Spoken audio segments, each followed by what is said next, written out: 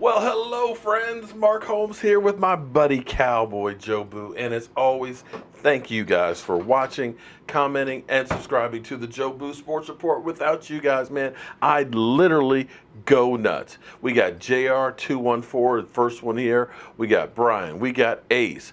We've got Extreme Archery, a Redskin fan in the house, Connecticut Cowboys. How's everybody doing tonight? Let's get open for business. We got all kinds of stuff going on. We got Kyle. We got Boomer Sooner. We got Cruisin' 26. We got Ace Garcia.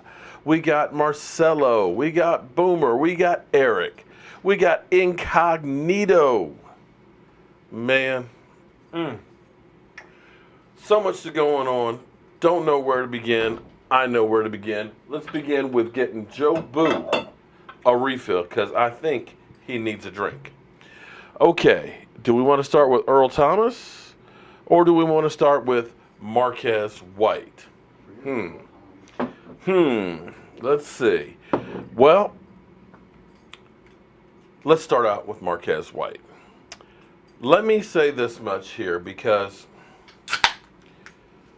what we always do immediately when we hear about something legal going on is we always assume that the information that's coming out is right.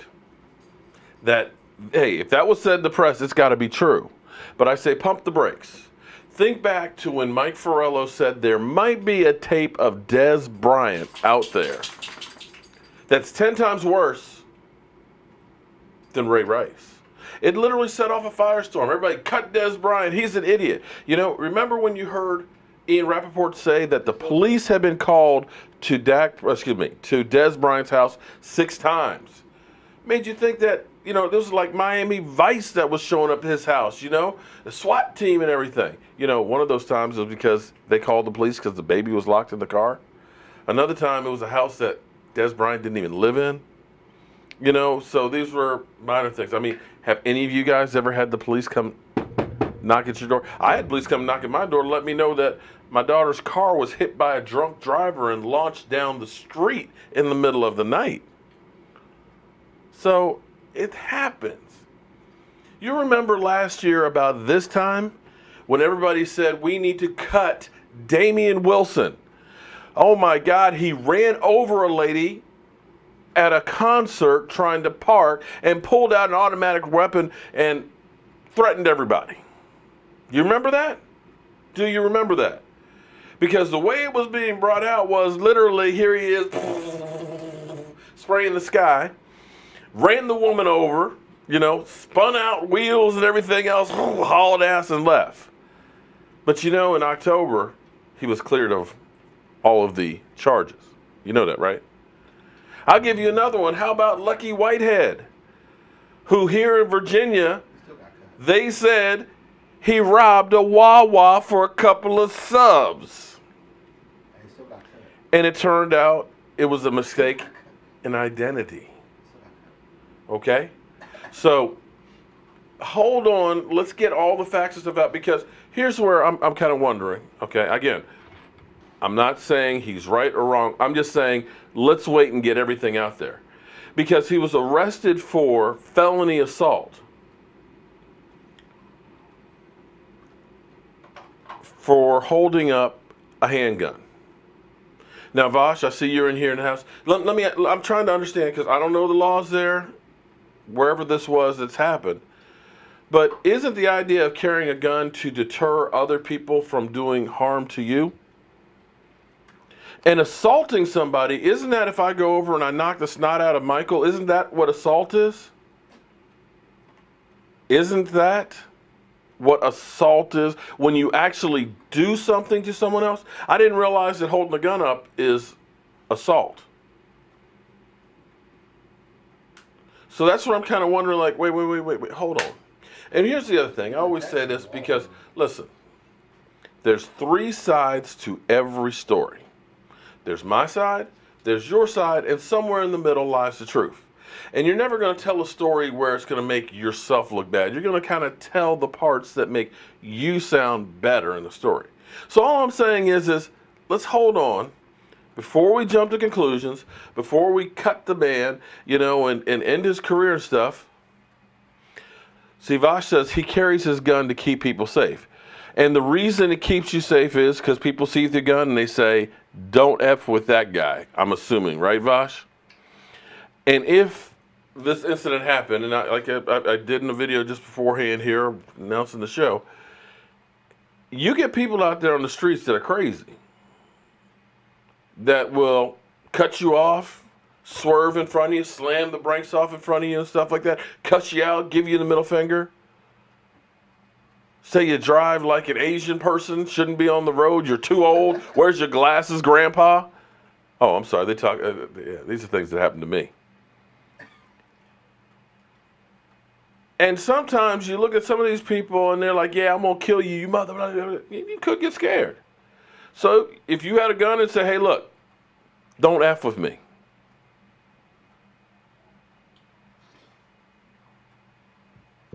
Guarantee you, they're going to back off. But this happened last October. And here's the thing that drives me crazy, okay? Because the more I started thinking about this, because everybody's like, cut the guy, he wasn't going to make the team, man, what an idiot and everything. I said, hold on, let's just stop here for a second. Let's make sure that he's guilty before we throw him under the jail. Because there's been a lot of people in the world, you've been told, have done some bad things, and it turns out they didn't. But then there's been some other people that have done a lot of bad things that get away with it. We know we had Zeke Elliott's situation last year. Got suspended for 6 games. And I'm trying to understand, the more I started doing more background work, because I try and do my paperwork, guys. When I tell you guys something, I'm trying to give you the best information. Football is almost unpredictable. But I try and at least do some research, because I'm sitting here hours before the show, checking out stuff, trying to find out the latest news and things like that. But here's what I kind of came across, because we got everybody talking about, here's the dumbass comment of the day from Steamin' Willie Beeman. Oh, another day, another Dallas Cowboy criminal. Nothing to see here. I'm sorry, don't you have Michael Bennett who pushed a woman in a wheelchair? Didn't your running back trash a house having a party after the Super Bowl? I mean, you guys ain't exactly clean and neat yourself.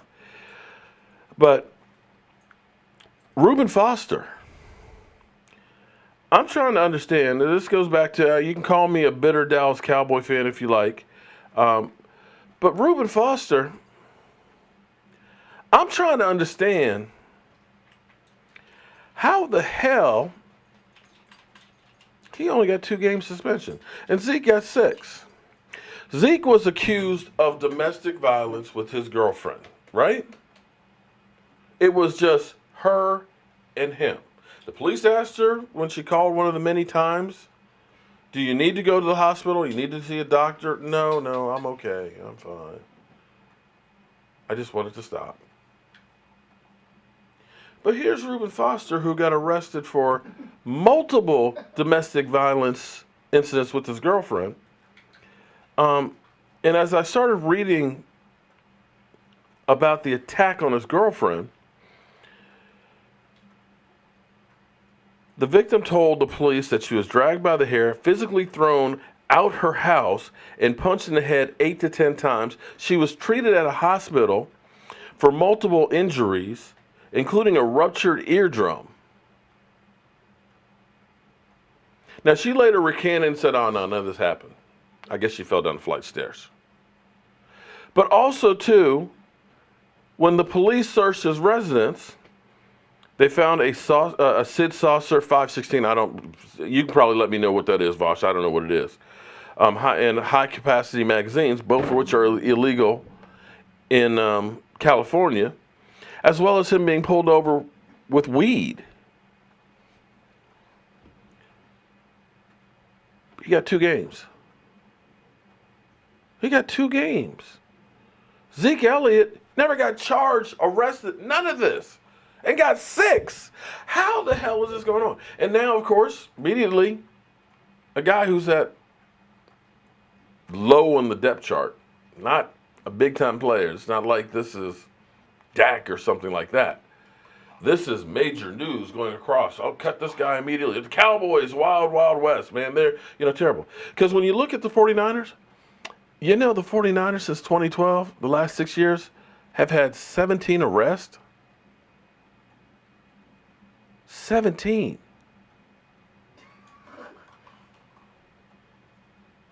But we're the guys that hire all the criminals?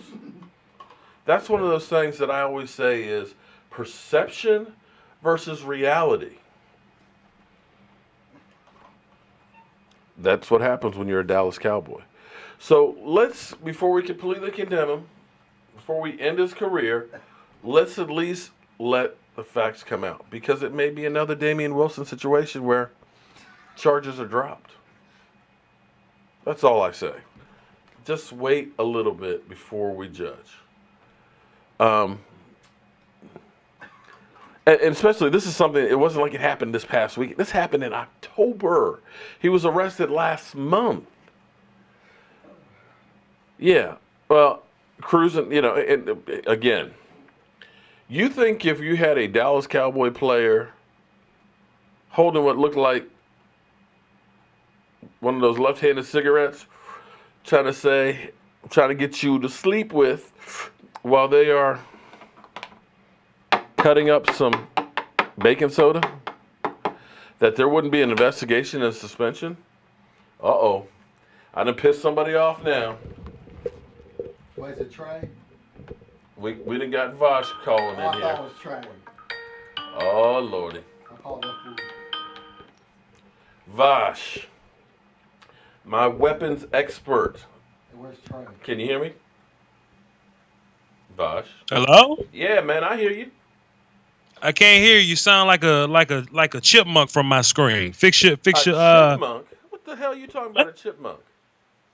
I hear you fine and clear, man. Man, I need you to fix your voice, man. It could be me though, but I hear me just fine. Okay, let me turn that down. Is that better? Is that What? better? What hell? It must be on your end, man, because this shit's set up the same way it was last time you called in. What? You sound like... I tell you what. Try and call back and see. Maybe we got a bad connection here. Okay, so I know you saying my name, right? And okay, okay. I'm gonna try and recall him and see if it reconnects. He acted like an old fart, man. What? You young whippersnapper? Okay. Act like Red Fox. Okay. Let me see if we can get him back on the line here.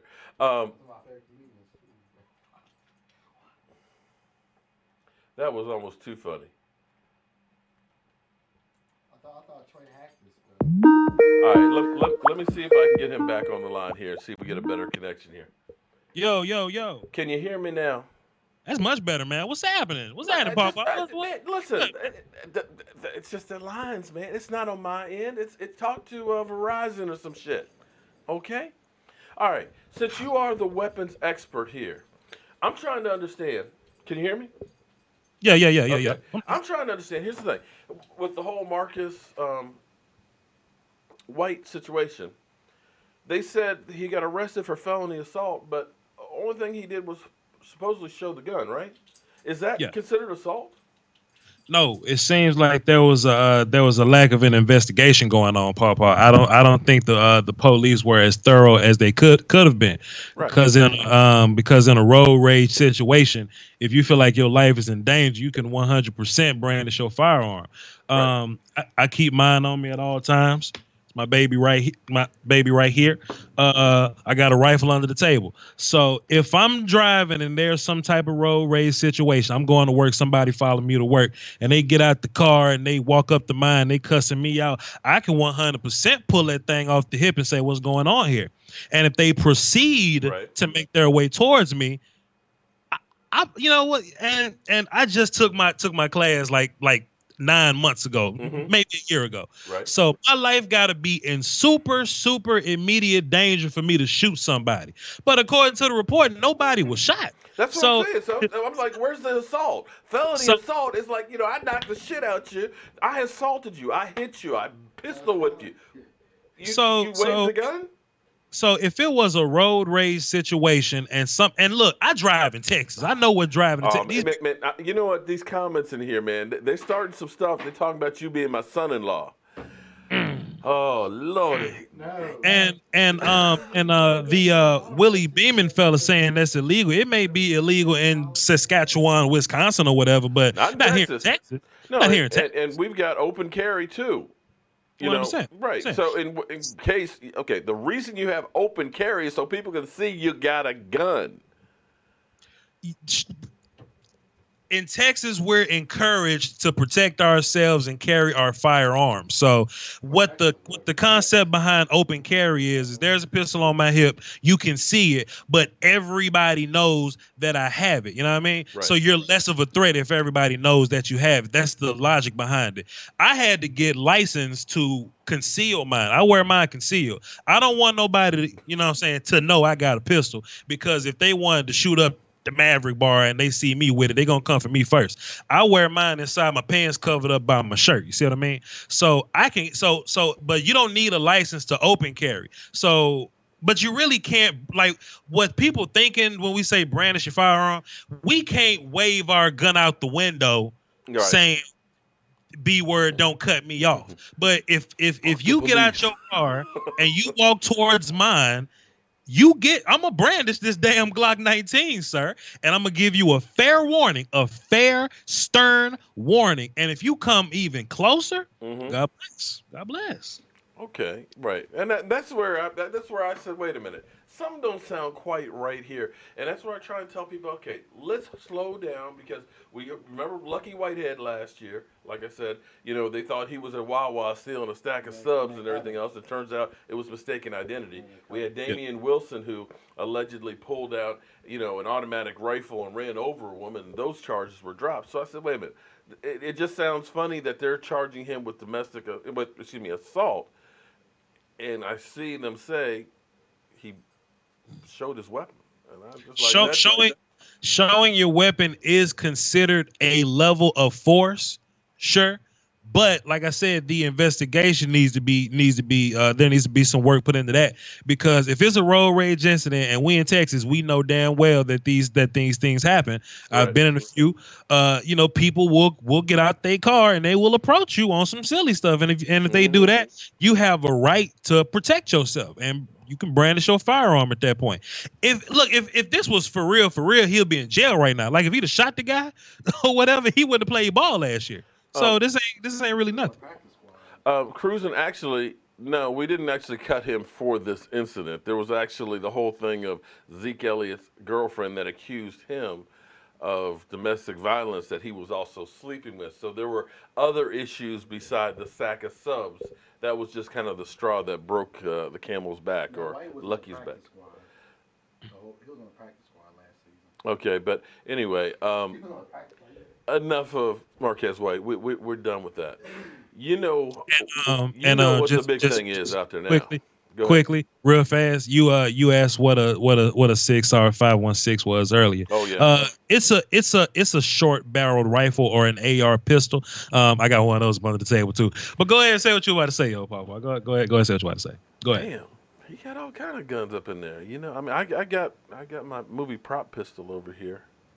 It's a hobby. Don't worry about it. From my buddy. Supposedly John Wayne used it in the movie, but that's about it. I'm safe. Don't worry about it. Yeah. I've hung out with you and all that. I definitely will know next time. All right, so I had it on me every time. You didn't know it, but whatever. I know with some of the trolls I got, you might want to be packing, man. Like that one mad dude at Maverick Bar that was just screaming and mad and angry and banging on tables. I don't even know if you remember, but I was sitting with Law. And it was just this one loud guy, just loud banging on stuff, mad screaming and stuff. I say, Law, if he touch anybody, I got us. I remember that dude by the pale. All right, so we have my buddy Brian Brodus to set off a firestorm Yeah. about Earl Thomas. And it's funny because literally it all goes back to Brian Broder Saturday on one interview saying that he believes that the Cowboys are still trying to work this and it's not done and over. That's all that there is, but everybody, news organization is now flying with the Earl Thomas talk. I still believe it's going to happen. In your mind, is it worthwhile? I mean, are we gonna talk about this every week till September? No, You know what I'm saying? Until he's on a field someplace. Look, Hey, man. look, man. Okay, we got 2 weeks left before they get on the field. We got to talk about something, man. we, Okay. we do have to talk about something, sure, but I mean I'll believe it when I see it, man. But Broaders don't just blow hot water like that. Like if it was Mark Holmes or somebody, like whatever, sure. But since Brian Broader said it, we can put a little bit of shit. Damn. Why you gotta go there like that, man? We could put a little credence to it since Brian heard something. How you know I don't have sources on things? Brian heard something from somebody over in the building over there, and look, to be fair, the Seahawks are gonna want like a high pick for him, and the Cowboys ain't playing that high pick miss, but they kind of ain't got leverage in a second round pick is ridiculous because I agree. I wouldn't go for a third was as high as I would go for it. Earl is 30. He wants money. He's going on 30, I think. He wants money. Plus, if you don't, he'll just come back next. He'll just leave next year. So you might as well get something from him this year. Just get the fifth round pick and let's move on. I say 88 tackles, 2 interceptions last year in 14 games. Even if he's declining, I'm sorry, that's better than anything we got right now. I mean, he can run and he's football smart. So as a free safety, all you need to do is be able to run and be football smart. He was amazing. He was amazing because he played free safety and he could tackle. So and that's the difference. And you're discounting too the aspect of knowing this defense, knowing that coach, and passing that shit on to the younger generation, and giving you some depth. Because I got to be honest with you, and you look at the safety cabinet. It's kind of bare. We got a lot of guys that can play strong safety and 3 guys that can play free safety. So it ain't really bare because they trust the guys that we got playing there. But you know how we do it. It's like Madden, we want somebody top tier at every single position group. You know how it goes, man. You know us Cowboys fans. Yeah. Okay. I think we can line up and play ball today, man. We can, but you know what? I'm telling you, I think he's worth 1 or 2 more games for us. You think Earl Thomas can win 1 or 2 more games for us? I think he helps us on that defense because and listen, and this is where I go. People talk about how much the Cowboys suck. I can point back to just a couple of plays. The narrative would be totally different than Dallas Cowboys. I still say the fumble by Ryan Switzer changed the complexion of that game against the Rams. We could have won that one. Had we not scored too quick against Green Bay, we could have won that game. Those 2 right there. I still say if we had scored a touchdown there in Seattle or Dez Bryant hadn't fumbled the ball against Seattle, we would have won that game. All of a sudden, if you were 10-6 or 11-5, we wouldn't be talking about how bad the Cowboys are. So you're saying a couple of plays in a game is the difference sometimes between winning and losing, especially in the NFL. So you're saying player execution was the reason we went 9-7 last year? There's multitudes of reasons. You can go back to some of the play calling. You can go back to injuries. You can go back to some of the player execution. All I'm trying to say is sometimes the difference between winning and losing can be just a couple of different plays. You might end up calling the perfect play that ends up putting your players in a position to succeed and overcome. You may have somebody who's able to do a freak play, something that's just like an Odell Beckham reaching to the sky with a one-handed catch when you're not expecting something like that to happen. That can change the complexion of a game. You can have a bone-jarring tackle that forces a fumble that gives you the ball with 30 seconds left to go ahead and score. Like, I'll give you a great example. The Redskins versus the Cowboys in 2015. The only game that was won without Tony Romo was won because Deshaun Jackson took the punt, ran backwards to the end zone that Joe Boo was in, and fumbled the ball on the 6-yard line. We kicked the field goal in the last few seconds and win. I'm telling you, the difference is a couple of plays. And I think that Earl Thomas can give you a few more plays than Jeff Heath. I know everybody thinks Jeff Heath is great. It's his first year starting. He's going to be fine. Come on. So I'm not going to say the JG word, but it sounds like we agree that player execution was, that if it was a little better, we'll have 2 more wins than we did. That's part of it, but it's all collective, okay? No. Let's be serious. No, hold on.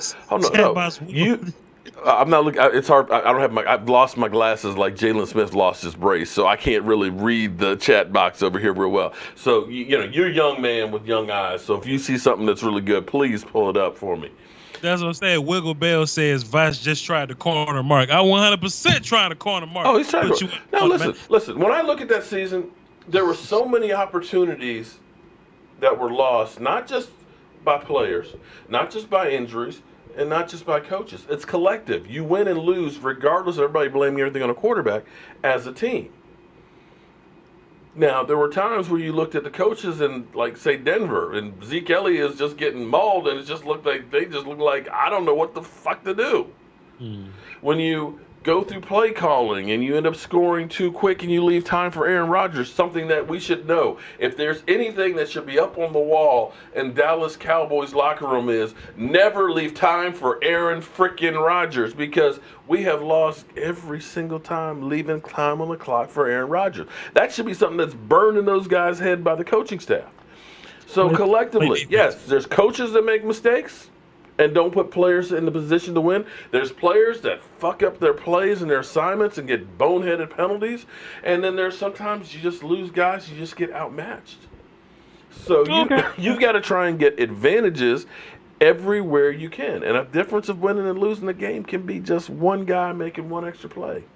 Yeah. I totally agree. I 100% think that if player execution was a smidgen better, not even like monumentally better, but just a little bit. Just a little bit. You don't need a lot. Just a little bit. We'll be 12-4. Player execution. That's what I'm saying. Last year, and I know people are saying you're crazy, but I'm telling you, when you lose 2 games at home back to back and you score 30 points, something that never happened before. A couple of stops here and there. You look at the game, Denver versus the Cowboys back when Tony Romo threw for 500 yards. Defense had made one play, stopped them just one time more. We would have won the game. And that's the difference between winning and losing. And that's the difference between a narrative of the Cowboys being crappy or considered good. You can look at the Cowboys. See, here's where I feel good about the Cowboys. I look at the Rams team and think, they had a lot of things go right.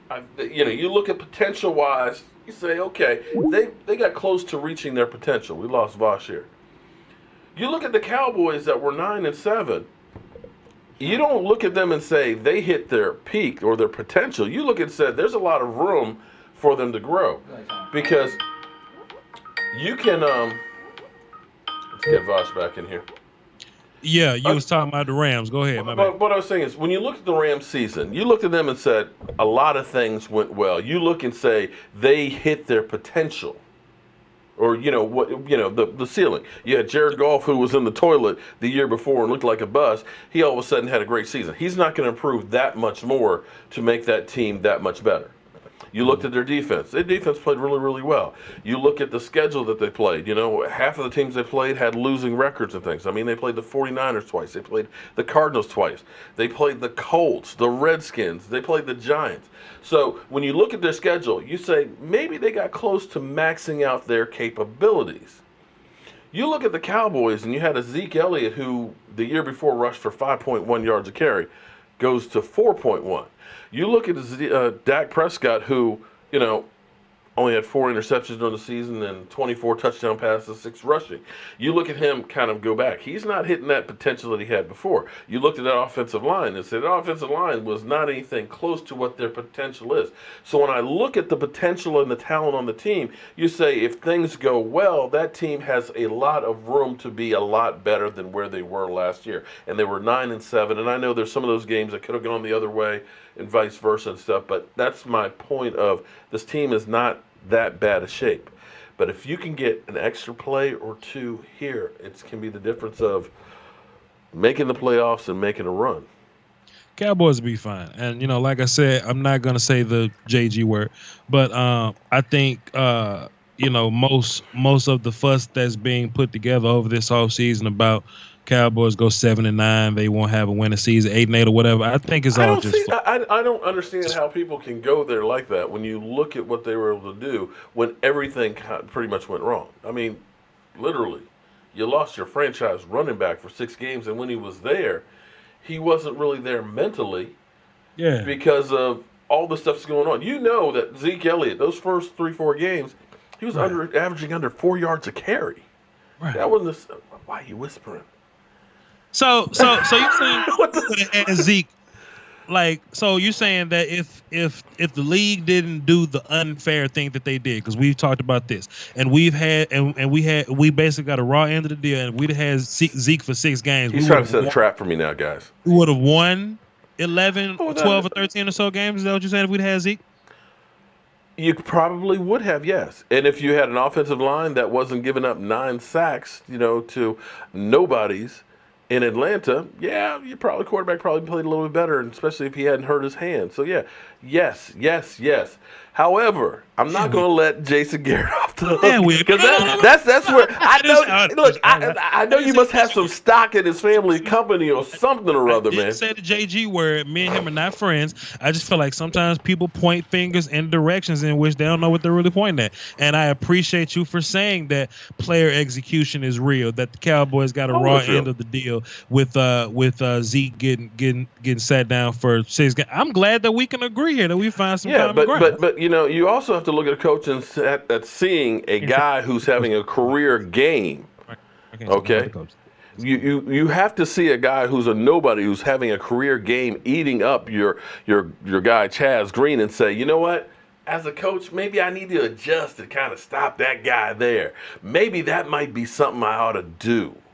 You know what I can do, Paul? What's that? I can pay off my college tuition if I make bets with the entire Cowboy Nation that I can show 10 adjustments that were made in the first quarter, 10 second quarter adjustments, 10 in the third, and 40 total game adjustments made in that one game.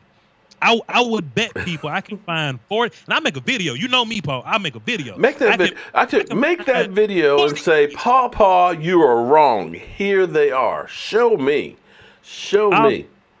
I'll do it. I can talk you to it. I can talk you through a few of them right now. But so like when Chaz first started getting his ass whooped or whatever, we saw I'll drop the video. Rod made some chips. Then we say, okay, we can't chip Rod. This is what we're gonna do. We don't want to take targets away from Dak Prescott because he's better when he has multiple targets. Let's spread the thing out and get rid of the ball quick. Watch this. This is an adjustment. They're small adjustments. Yeah, true.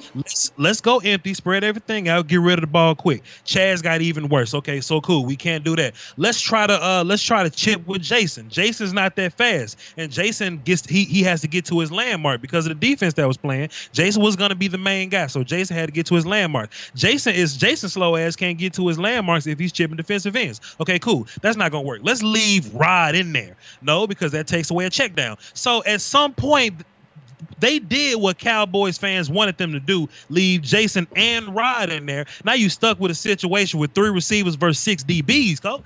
That's what I'm saying. So at some point they said, you know what? Let's just get rid of Chaz and bring Byron in there. And Byron was just as bad, yeah. Because Claymore was feeling it. He was like, I'm going to get paid. Let me keep this thing rolling. Because you know how it is. You've been in games where the fourth quarter, you wish there was a fifth quarter because you are just literally kicking somebody's ass. And there are other games in there in the third quarter, you're like, man, can we go home now? And that was one of those ones.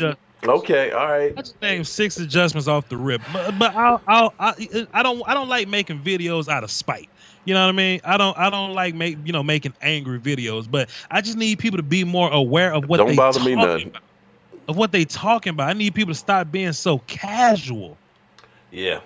Pay attention to the facts, man. Okay. Adjustments are being made. Taylor's got to move his feet. Hold on here for 1 second. Shout out to Law Nations in the house because now we are listening to nothing but the best. Who's actually watching us? Law, you want some Someone- of this, man? But no, I got to deal with. I got so many trolls that are like cockroaches around, and I got this one who, brethren, you see him on here and things like that. He has to email me his trash talking. And he sent me this thing because he's a Falcon fan who believes that Matty Ice is the best thing since sliced bread. And I said, with the exception of 1 year, he's just average. He ain't nothing special. In fact, Dak Prescott having a crappy year threw more touchdown passes than Matty Ice did last year. But it's funny because when they talk about us Cowboy fans being delusional, he said to me, question, when will you wake up and realize that your team suck and won't make it to the playoffs? Every day you're living this fairy tale world about Cowgirls defense and the tall top 3 players can never stay healthy. Sean Lee Smith will be out by week 4 at the latest. And please stop finding excuses for last seeing, saying imagine if Lee Smith were healthy and yada, yada, yada. Because guess what? Almost every team had serious injuries but don't win games. Elite teams need depth, extra coverage, and a plan B. Nothing the Cowboys have on their roster, and please stop saying what if, shaking my head.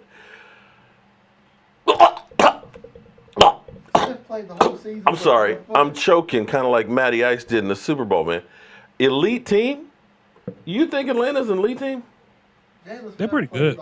They're pretty good, but elite team? They're pretty good. I mean, they're okay. They're fine. Okay. Are they in a position to talk trash to the Cowboys? I mean, because you realize they've kind of replaced the Philadelphia Eagles as the ringless wonders, right? People don't do this on my show, so I don't know what to say to you. They don't do this on your show. They know because you locked and loaded. That's why. Every time I come in here, is your chat box that's acting wild. But you know what? The more comments we get, the better it is for the video. So let's have it. I guess. I'm just kind of wondering, though, because, see, this is a year that I don't think the Atlanta Falcons will make playoffs. The Atlanta Falcons are usually hot and cold. And I look at the last 3 years of Matty Ice since he was MVP and choked in the Super Bowl, his numbers have been steadily going down. You've got Julio Jones, who his numbers over the last 3 years, and he wants a big fat payday, are going down. And I just don't see it. You got New Orleans there. You got Carolina that's there. That's a tough division right now. But then again, what I know, I'm just a delusional Dallas Cowboy fan that's just making excuses for my Cowboys because we really suck. And on that note, There are 4 to 5 teams that are interested in signing running back DeMarco Murray. Ooh, okay. Weird. 4 to 5 teams. Okay. What if we one of them though? Huh? What if we one of them? What if we sign We're them for not- like the minimum and make him like a third, like a third spot guy, like a third depth chart guy, third string back. I would bring Dez Bryant back before I'd bring DeMarco Murray back. Dez And Bryant don't cuss out the and- running back coach, Mark. but This ain't about skill, Mark. then what is it about? Man, Dez Bryant taking Cole Beasley lunch money, man. That's what they don't want him on the team. He's too angry. It ain't about skill. It ain't about skill because somebody would have signed Dez Bryant a long time ago if it was about skill. But maybe they don't want to. Maybe they don't want to have Speaking about Mr. Hot Sauce himself, did you see him drop that beat today? I did. You know, they always tell me don't quit your day job. Yeah. How about Cole Beasley? He's solid. He has interesting rhyme patterns. It wasn't a freestyle because he was reading off a song. I was just kind of like, wait, what's up with that? But he's a multiple syllable rapper, so I can really appreciate that level of skill. But he should just keep catching passes and and all that stuff, and maybe he'll. Interestingly enough, You know, he has the fourth least. He's ranked fourth in the NFL for least drop passes. Salute. We just got to get the ball to him We when he's just got on. to get the ball to him. And you know what? I really think that he is going to have a really good year this year. Well, you know it's a contract year. I think so. I think Contract year.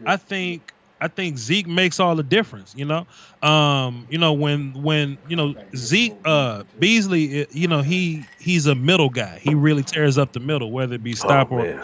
or hmm When he gets in right. the slot, man, oh Right. man, and So Dak with can hit him in stride. Oh my God, it's a thing So of with beauty. Zeke back, those linebackers are gonna have a little more to worry about. So I fully expect Beasley to to recover and all that. So I see a whole bunch of zone coverage because you can't man up with nuanced route runners. You know what I mean? Because we got nuanced route runners across the board. So they're gonna try to zone scheme against us or whatever. And Dak Prescott has shown that he can eat up zone coverage a bunch. They had hmm advantages when they ran man because we couldn't separate. Now we got all route runners plus Zeke is back. They're gonna have to run zone. I expect Dak Prescott to be better than he has been. Oh, I agree. I think I look back at 2016, and 2016 was you didn't have anybody who was out there with a million catches. What you had was everybody kind of bunched in from like 60 to 40 catches. And it was just kind of like one week you'd have see Cole have a great game, or you'd see, Terrence Williams, because you'd have better matchups with guys across the board. And if you get Zeke Elliott and that offensive line opening holes like they did the year before, and you're going to have to say, okay, do I have to keep my eyes on the running back and the offensive line as a safety? Do I have to worry about Cole Beasley in the slot, or do I have to worry about Hearns beating the cornerback out there because he's got more speed than Dez Bryant? You've got a lot of shit that's going on for 3 seconds that your head has to be on a swivel, because sometimes it might go over here to Hearns, sometimes it might go to Cole Beasley. It's going to be run up the middle. And if we can get a tight end, and that's the other thing I'm wondering. You know This something tight I end. find very, very interesting. If I could just pause you for a Oh, minute, please do. this kind of applies to you too, but just our chat box, our audience. We all have a certain they have a certain place in our heart, man. They even though they may hate us for what we say, we do appreciate it for being audience members. I Ain't agree. it Oh, without a doubt. strange? We're nothing without them. Isn't it strange how one disagreement about something they automatically have this idea about the type of person you are or the level of intelligence based on two differing opinions. They'll see my Jason Garrett commentary, and I'll make clear to preface that I'm not a Jason Garrett fan, but based on them hearing what they want to hear, they get emotional. They get emotional, and now they want to draw conclusions about who I am. Or they'll hear Mark Holmes' opinion, and they may not like it, and now they want to create narrative about the type of person you are based on one opinion. They're making decisions based off their emotion. That's why you 80%, fam. Go ahead, Mark, and listen what you're saying. One thing here. Okay, there's very few rules here in Joe Boo's Man Cave. But the number one is you don't disrespect Miss Jackie. Never. Group 5, dude, that's like Never. talking to my mama or my daughter. You ain't going to do that stuff, man. I So, love that. dude, seriously, Miss Jackie is one of the best fans and stuff that I've been here. Met her twice and everything else. You ain't going to talk about my girl. Never. Okay, let me see if I can get. Wait a minute. Hold on. I got. You about to hang up with me trying to answer them. No, Watch it. it's Law Nation's trying to get on here, and I'm trying Watch it, to. y'all. Shut up, Vosh. You about to hang up with me to try to get law enforcement. Watch it. What? Look at I don't know why. There it is. Okay, here we go. Let's see if I got it now. Okay, Vosh. I got Law. Let me see. How you doing tonight, Law? Can you hear me, Law? Law, I don't hear you, man. Law. I got nothing from you, Law. Hold on. Vash. Let me see. How you doing tonight, Law? Okay. I got you still, Vash. You still there? Oh snap! Did you make it work? You got it. I couldn't get Law on here. Well, I got Law, but Oh. Law's got no sound. Hold on. Let me. Hold on, Law. Law. Can you hear me, Law? Law. You're talking to nothing but the best. Law. Yeah, what's up, man? Can you hear me now? I can hear you now. Now, if I can remember how to merge the calls. No worries, man. No worries. Vosh, you still there? Yeah, put him in the group. Yeah, Mike. I can't remember how to do that. Add people to this call. Here we go. You just have to make the group with both of them. All right, here we go. Create group. And let's see if I got it. Vosh, you there? I know Law Nation is here. Vosh has joined. Yo. Okay. The people's champ. All right. What up, bro? Law. Listen, bro. I'm not gonna say what you did, Law, but you're a genius, Got it to work. and you my brother. Oh, and I Lordy. got a lot to learn from you, sir. I'm not gonna say it out on the airways, but Law, you a genius. And I hope I can be as amazing as you are at marketing and promotion. That's all I'm gonna say, dog. Okay, I missed all that, so I'm gonna have to catch up to speed on what you're talking about there. But you know what, I got to tell you, for me, this is a blessing to have these two guys here together on this show. Guys, you're watching something that I don't believe anybody else is able to do, because you think you guys have seen it all. You wait for this season, man. This stuff is gonna really blow up, and we're gonna be doing some stuff that's gonna be, I think, really, really amazing. Especially at Law Nation. Law Nation, he is the man. So how are we doing tonight, man? Man, we doing good, man. My pet cat got in trouble, my dark horse, my Marquez White. But hopefully it was just something that he going to learn from. He going to get out there and ball. Well, we were talking about that, because some of that sounds kind of funny, because Vosh is my weapons expert here. We call him Young Gun for a reason. It's not just because he can spit out those facts like a machine gun. It's also he knows the guns. But the whole thing of assault, that's where I say assault is, generally speaking, I thought you actually touched the person and did something. And this is something that happened months ago. Yeah, it was 2017, yeah. And so like I told everybody, let's step back and let's see what happens with this, because we had the Damian Wilson situation, remember, last year at this time. Do you remember the 4th of July incident where he supposedly ran over a woman, pulled out, automatic weapon and everything else, and everybody called for him to get kicked off the team, but it ended up turning out the charges were dropped. It was a semi-automatic weapon. I'm sorry, Mark. semi. Okay, again, you're my gun expert. Forgive me on that. I deflect. Weapons expert. Listen. I deflect to you. Okay. I deflect to you, man. Oh man, what you got going on tonight, Law? Nothing, man. I'm gonna go over and look at this Mike White film. I seen everybody got Mike White film out there talking about Mike White, so I was gonna do that. I was gonna look at some of those clips. Okay. That Senior Bowl. All right. He's amazing. Definitely. I look forward to seeing that out there. Man, I'm excited because we got 2 weeks and 2 days till we're going to be on the field again, man. I literally cannot wait. I've been worried about this 5 weeks time where the guys are away from the team and everything else, that last gasp of summer and all that, for them to kind of get out there and get wild. And then, of course, we have the Marquez White thing pop up, but at least it was something that happened a while ago. But I feel good about these guys that we got going into camp this year. No doubt, man. I do too as well, man. Feeling good. I can't wait to see the football. That's all I'm waiting for. And hey, this news probably already happened with Marquez White. Look how the NFL timing is. I don't know if NFL leaked this out, but it surely is downright slow season, so they had to leak something out, because they ain't talking about nothing else, right? You know, man, it's Cowboys news, man. And what these news situations do, they really make sure to put in Cowboys cornerback Marquez White, boom, boom, boom. When in real life, man, because I was on Law's show earlier, I wasn't on it, and he's a brilliant marketing person or whatnot. I'm not gonna say what he's saying, but the way I see it though, if this was really news, right? Like we was talking about Marquez White, and people were angry, people were mad, they were irate. And I'm like, okay, look, Dak's fine. Zeke not in trouble.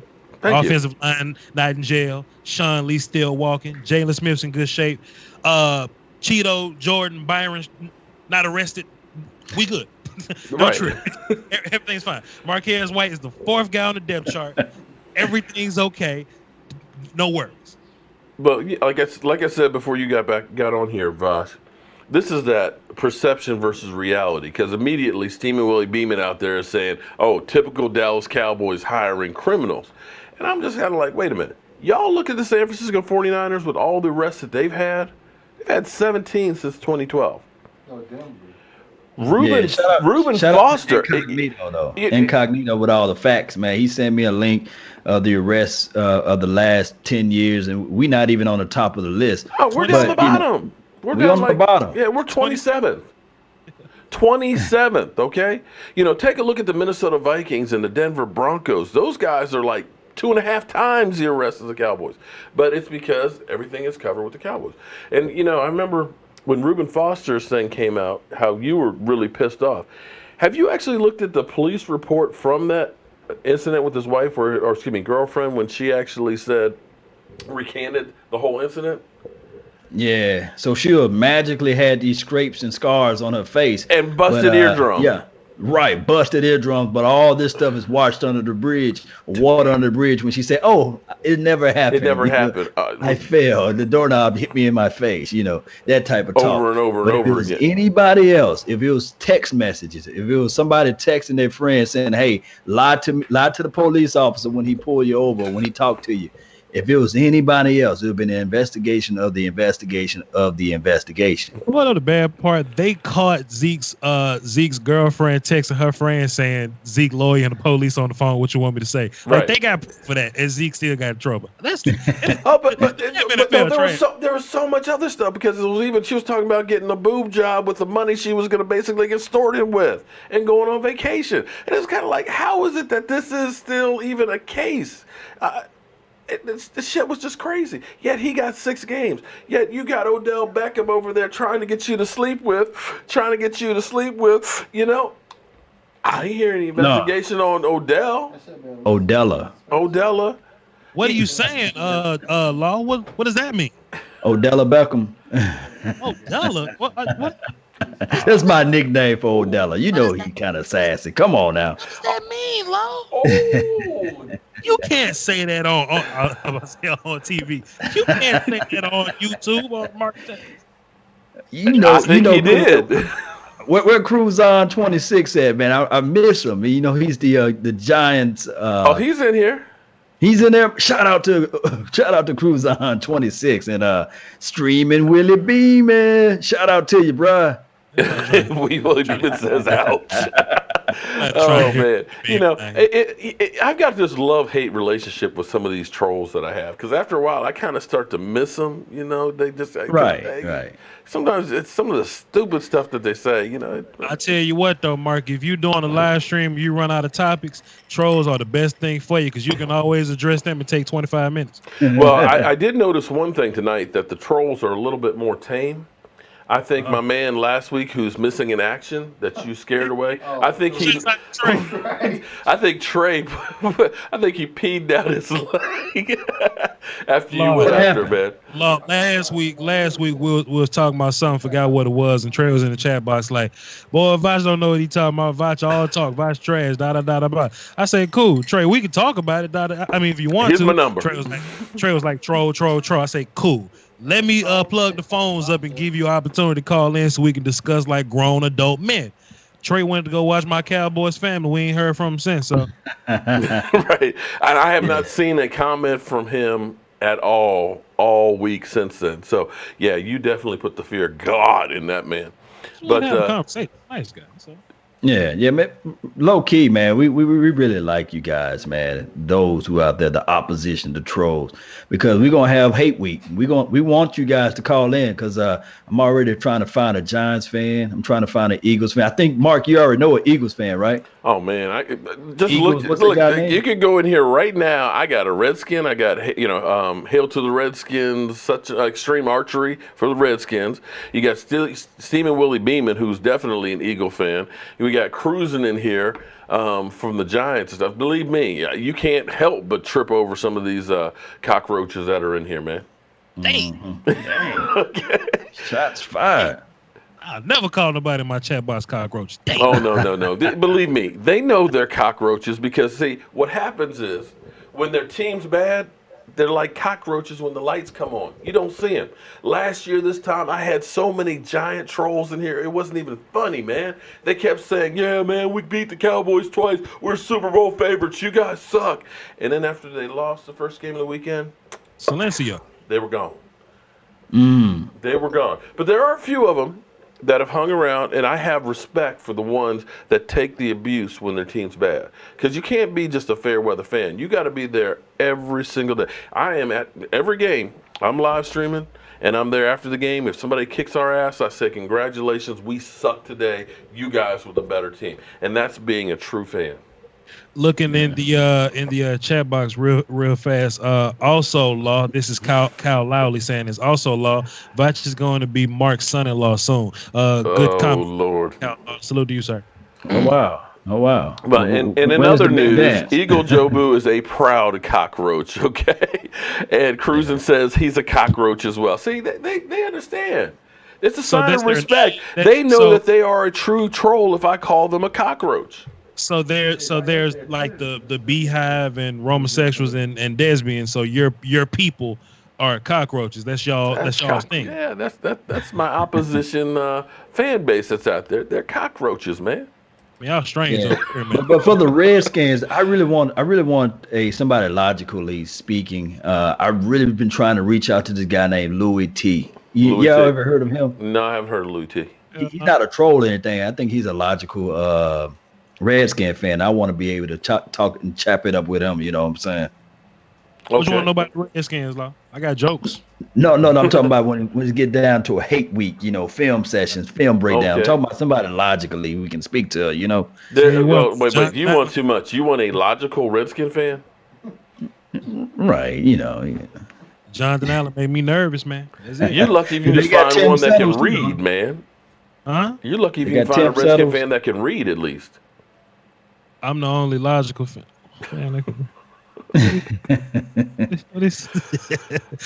Tim Settle, he's one of those trash can full of dirt guys you like, Law.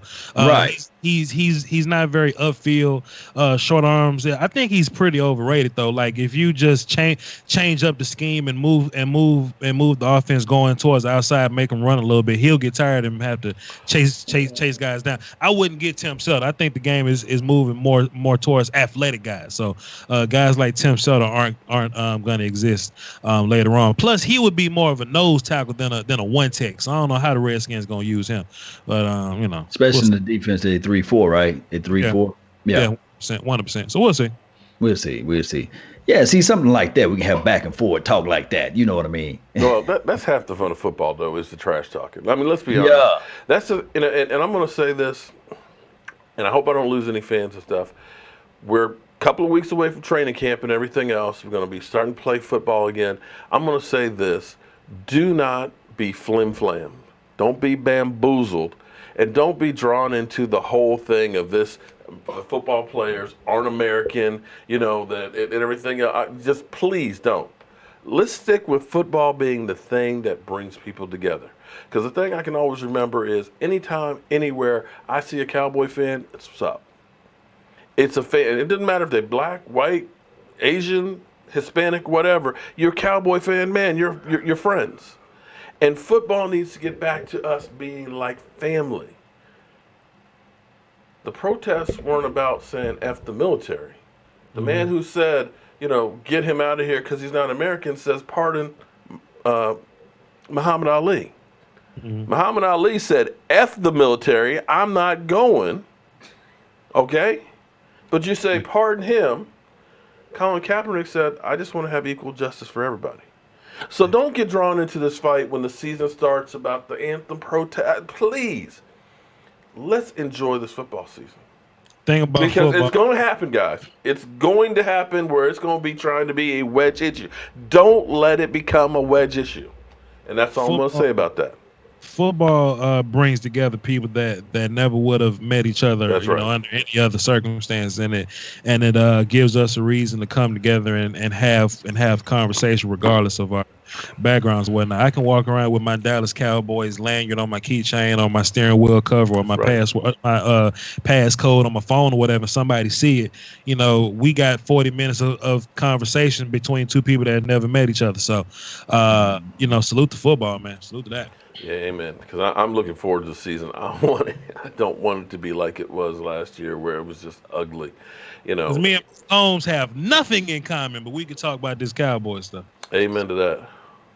Yes, indeed, man. I still blame Roger Goodell, man. Roger Goodell just need to know how to just, cover this stuff up and move on. Unfortunately, they're kind of in a no-win situation with it. No matter what you do, it's not going to be enough. It's just the best thing is for us as fans to just kind of not get drawn into it. Don't be sucker punched into the fight on it. Understand what it really is. I may have screwed up and I may not have put it the way I wanted to because it was on the fly, but I'm just trying to say, don't let it become more than what it is. JR214, would you like to call into the show and let us know what you trying to say, sir? You just seem a little angry in the chat box, sir. And my last your last 5 comments were about me, and I ain't said nothing to you since I've been here. So if you would like to have a conversation, we can. What's next on the docket, Mark? What else we talking about? I guess maybe he has eyes for my daughter, because he said don't ask Vosh anything because all he's wanted to talk about is being his son-in-law. Maybe he got a thing for my daughter. I kind of do, but I mean, no, that ain't gonna. Maybe. What did I miss, man? What did I miss? Where did your daughter come into play with this? You know what? I don't say my daughter and play in the same sentence, there, man. Come on. Oh well, okay. How did you guys get on this conversation? I don't know how we got on my daughter. Somehow, Vosh was saying he's looking for a Mrs. Vosh and all. Somebody was all like. Nah, Mark was like, y'all be in the comments with your creepy stuff. No, he was making fun of me for being 26. You're like, but I got kids, I got a daughter. I was like, Mark, you got a daughter? He was like, yeah, I got a daughter. This her YouTube page, and I searched it and I clicked and saw, and I was like, all right. Father, yes, you do have a daughter my age, sir. So, and I just kind of left it at that. So, I'm just a lot more aware now than I was. Than I was last month. And no, Eastside Herald, you cannot see a picture. No, you cannot see a picture, Eastside Herald. Damn it. Oh, Lordy. I can give you a palm botch that'll just sweep her off her feet. No, man. See, look, if I can be, you got to be able to say, if I can be anything in this world, I will be the tears that was born in your eyes, lived on your cheeks, and died upon your lips. Dang. She going for that. Look at Mark about to hang up on you. Boss, Law Nation, I thought we were tight and everything, man. Damn. Don't be giving me ammo and shit. Look, he pouring a drink. The things I got to put up with. You'll understand one day, guys. You'll understand. We're all family, man. We ain't got to be talking about Mark like, man, Mark, dog. Like we chilling, man. We talking about football today. We good. We ain't got to go there again. But I'm just saying, if I ever make a trip, I happen to. Yeah. Okay. Well, anyway. Any other news break while I've been on here? I mean, we haven't had anybody else get in trouble with the law. We haven't, made any trade talks with anybody or anything else, right? No, man. Are you on the fence with Earl Thomas, or are you kind of like, damn if you do, damn if you don't? Is me? It that type of talk? Yeah, with Earl Thomas. To me, I think it's a move they can make. I think it's a move they should make. People say he's declining, but I still say his numbers are better than anybody we had last year on our defense and safety. From the standpoint of him being on the field, from the standpoint of us now having some depth, from us having the experience and somebody who knows the system, and a guy who can say, you see this thing right here? This piece of jewelry? You know what I had to do to get one of those from a motivation standpoint? Because coach can talk all he wants. But you get a guy who is a 6-time Pro Bowler, 3-time All-Pro, been on the defense that 3 years in a row was the #1 scoring defense in the NFL. A player who was still top 47 in the top 100, got that ring. You don't think them young guys are going to be checking and listening and learning from him and say, I want to be that guy? Those are the intangibles that you can get with a guy like that. It's not that you're going to keep him from years to years. You can't. I mean, you look at it and say, okay, you're almost 30. If I can get 2 really good years out of him and pick his brain, have him educate, be the bridge with this new defense that we're going to go ahead and run, I think it makes sense. You know, here, let me give you an example. Think about Dak Prescott having Tony Romo as a veteran sitting there whispering in his ear. You don't think that made Dak Prescott a better quarterback? It's one thing to have the coach and everything else, but Tony can see those things in real time and say, Dak, this is that's going on, boom, boom, boom, boom. And that's what you get with a guy like an Earl Thomas. He knows the subtleties of that defense. He knows where you should be. He knows what calls you need to make. I'm telling you, that could be a difference maker for that defense. From being a good defense to maybe an elite defense. Sound like truth, man. Vach, man, what you got, man? He don't want to get into the fire on that one. Earl Thomas. Vash, you still there? Vash? He must be gone. Can you hear anything, Vash? Damn. That boy Stone Cold gone. I guess he gone, man. We done lost him there. Yo, what's his face? JR, the call-in number is 515-739-1285, access code 309104, if you want to. It's there for you, sir. The picnic table is set. We can talk about whatever you want to talk about. What was y'all saying before we went blank? My bad. Oh, I'm sorry. we were talking about Earl Thomas and all that. I got echo. Yeah, I got one too now. Testing. All right, good. Okay, that must have been you with the echo there. No, we were talking about Earl Thomas and the intangibles that I think that he could end up bringing to the team from a mentor standpoint, from a coach on the field standpoint, as well as some depth for the team. And that's one of the reasons why I kind of been on that whole Earl Thomas thing. You know, it's great to have a lot of young guys out there, but sometimes you need that old, lieutenant or that sergeant out there, that gritty guy that can kind of lead the troops on the field.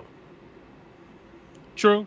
And there's this narrative that the Cowboys are missing leaders or whatnot, man. But at every level of the defense, man, having Earl, Sean, and D Law, I mean, hey, man, that sounds solid to me. Well, man. So, Kmart 63 has a good point. Chris Richard should know. Chris Richard should definitely know what he has left in the tank and whether or not he's worthwhile. True that. Yeah, we'll see. And plus, like we can do more things on defense if we have an actual cover 1 safety or cover 3 safety. Right. We can cover up a lot of guys' shortcomings. I think Anthony Brown can benefit from a better cover 1, cover 3 safety, considering he's our slot guy. Maybe, I don't know. I still think Byron can play nickel guy, put Jordan and Cheeto on the outside. That's up to them. I think a lot of these things are definitely going to get hashed out in training camp or whatnot. So we'll see. We got a good little bit to go, but I would love to have Earl on the team because I think everybody else will get better somehow. You can never cover 1, man. Everything gonna be crowded underneath when you play that cover 1, especially if it's like one of those press covers. And then you got that sideline to sideline guy up top, sitting on top of the deal. I mean, the only pass that the quarterback can throw is that. What's that, Vosh? That back shoulder fade, long bombs, those longer routes. Yeah. You ain't gonna try to run it. You ain't gonna try to run it on them if you got Shafi out there. Miss Jackie says one thing when you wait, where is it? Okay. Miss Jackie says when you confront these trolls, they run and hide. They have no backbones, just chumps when it comes to hiding and typing. So yeah, that's true. So you gave out the number. Has he called in yet? Nah, he ain't called. Matt Vander Esch actually had an ankle kind of tweak. He should be fine by the time camp rolls around. They just kind of kept him out because they figured ain't no point in pushing it because we talking about practice isn't even padded. So he'll be fine come training camp. I tell you who I'm excited to see Cheeto, man. I'm excited to see him step up to see if he can be our full-time number one, no question mark guy. You know what I mean? So Well, I'm really excited. he was definitely stunted last year by the hamstring because he could not get on the field. That's the thing that last year we lost so many young guys in training camp that weren't able to. Switzer, Woozy, I'm trying to think who else. Woods was actually had a hamstring issue and stuff. So they missed a lot of valuable times. What most people don't realize is come the season, you can only have 11 padded practices. So if you don't get it in those practices in training camp, you're not really getting taught much as the season goes on as far as physical play and things. Yeah, man, and Broadus was talking about it, and it kind of makes a little sense. But that time between mini camp and training camp, where guys get in shape, and they stop for like 4 to 5 weeks, 6 weeks, and then they got to go back at it. People get hurt right there. So I think the off season should be a little shorter, or should be close together on the back end. So when guys get in shape for mini camp, they stay in shape, and they go straight into the middle of the season. Shucks, man, Zeke had a hamstring issue year one. Yeah, true. So man, let's do some yoga. Let's drink some water. Keep that pickle juice close by and stretch this thing out. The one thing that you've seen almost on a daily basis, you're seeing guys that have been working out. It's almost like, okay, I'm going to show everybody how hard I'm working, because you've seen Zeke working with a lot of defensive players. You've seen Allen Hurns out there. Hell, you even saw Terrence Williams out there. Now, the person I really want to know is how they're doing right now is Collins, because I think he's going to be an integral part, Malik Collins, of that defense. I'm the number one guy. I still like that big man in the middle. I know we got Brian Price, and I think Brian Price could do good if he can stay healthy, but I know you laughing at me. I know you like the slim, fast guys, man. But see, when you're old like me, you like being fat, okay? The big, fat guys. Look, Mark, JR say call me, and he dropped his number. Man, I ain't calling you. This ain't how this work. This is our show, bro. You call up here. You talking that noise. You call up here. You got something you want to say to me, you call up here. He right down the street somewhere. He got the 214 number. He from Dallas, man. Hell yeah. Someone's call you. Call you for what? Okay. But like I was saying though, it ain't me, but then I don't really like trash can full of dirt linemen anyway. They had their place or whatever. But Vita Vea, yeah, he 320, 40 some odd pounds, but he can run though. He can move. And I think, stop laughing, Law. No, I'm laughing at the comments, man. They tripping me out down here in the comments. They said, Mark, pull out the Texas cup. Dudes, understand, I drink a lot of coffee, and I like my coffee to stay hot, okay? In the cabinet, there's all kinds, there's flowered coffee cups and shit in there, okay? I'm going to grab something that I can drink some hot coffee and take on the damn job site, okay? Now, it just so happens that when we did the road trip, where we went to every NFL market, I'm going to say this about the Texans. They were nice enough to give everybody a gift bag that came on through there. I can't say that they did that anyplace else where they gave you free shit. So we ended up getting a couple of Texans mugs, and they're up in the cabinet. Now, do you think that makes me a Texans fan because I drank coffee out of a Texans mug? No. It means I'm a coffee addict, okay? Jesus. Tell them about civil rights, Mark. Tell them about civil rights, man.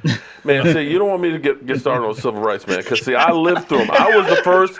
Listen, I'm old enough that I was the first class integrated. You remember the Titans? Yeah, I was in elementary school when that was going on here in Northern Virginia. So, I'm old. Oh, man, JR, shout out to Oak Cliff, man. He from Oak Cliff, man. JR214. He right down the Cowboys street. Cowboys legacy. I appreciate that, man. I'm glad you enjoy the show and stuff, man. Listen, man, and I don't even want nobody. I see everybody here is on the Mike White bandwagon. Mike White was drafted for a reason. He's legit from the pocket. I think they draft everybody for a reason because they think that they can play, don't they? Do they draft people just say, "Oh, well, we know he's going to be garbage, but we want to have some guy who's garbage"? Come on, man. Love Mike White. Mike White solid. But let me just say this, man. I ain't in here to threaten people or to get rah-rah and fuss with people. But people clearly seem to have discrepancy, and I'm not a great typer. I talk really well. And I just don't want to type in the chat box, man. And he shot his little hood out, and I don't want him to think dissing them or trying to be, like that or whatever. But I just want to talk, bro. Like, and if we disagree, we can have good discussion, and we can do this on Mark channel. We can discuss and go back and forth like everybody else do. I ain't trying to play nobody in that. You know what I'm saying? Just Well, quite frankly, I don't want everybody who just agrees with me because that'd be kind of boring. I actually like the conflict because here's the thing: you might have somebody who says something differently, might make you think differently, and say, "Oh shit!" And then the light bulb comes on because maybe somewhere between my view and your view, we put those together, we come up with a solution that works for everybody that makes everything better. So ain't nothing wrong with a little conflict. Just keep it respectful. So like I said, rule number one is you don't go after Miss Jackie. Okay, or Sarah. Okay, you treat the ladies with respect. You can trash talk my team and tell me they suck, but if you tell me they suck, give me some reasons or some facts behind your statement. Don't just say that Tony Romo's a choker, knowing that he actually had more comeback victories than anybody else. Give me some statistics behind it because I will, whenever I make an argument, will give you something to back it up. Doesn't mean it's always going to be right, but I at least do my research. So I was on Law's show one time. I forgot when it was. But Mark, so you think we're gonna carry 3 quarterbacks on the roster? Because the way I see it, we can't practice squad Mike White because somebody will take him from us. So do we carry 3 quarterbacks and keep Cooper Rush as the backup as of now, or do we risk it? What would you do? I don't know. Keeping 3 quarterbacks, man. Man, you got to go with 2 quarterbacks. You got to go with 2, man. It's hard. That's going to be one of those hard ones, man. Maybe somebody gets a phantom injury in camp or something or other, but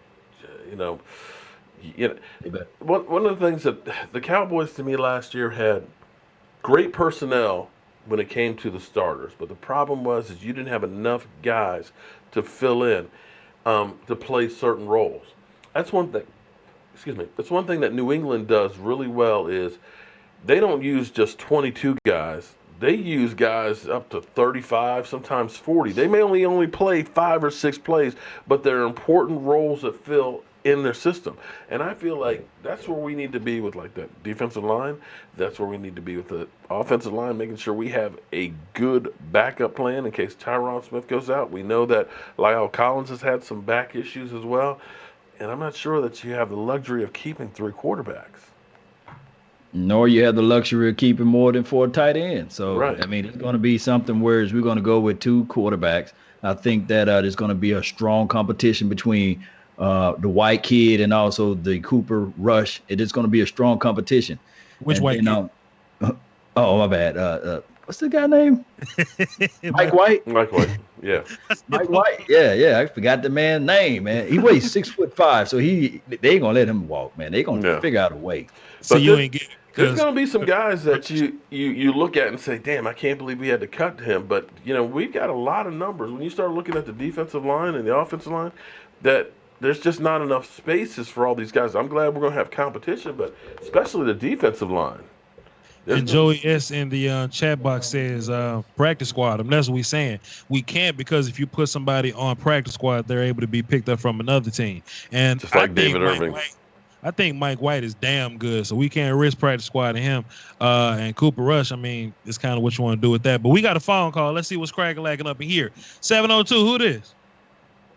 Hey, what's up? This is Manuel Corona from Vegas. What up, man? What you got for the show? Doski Woski. All right. Vegas. What's up?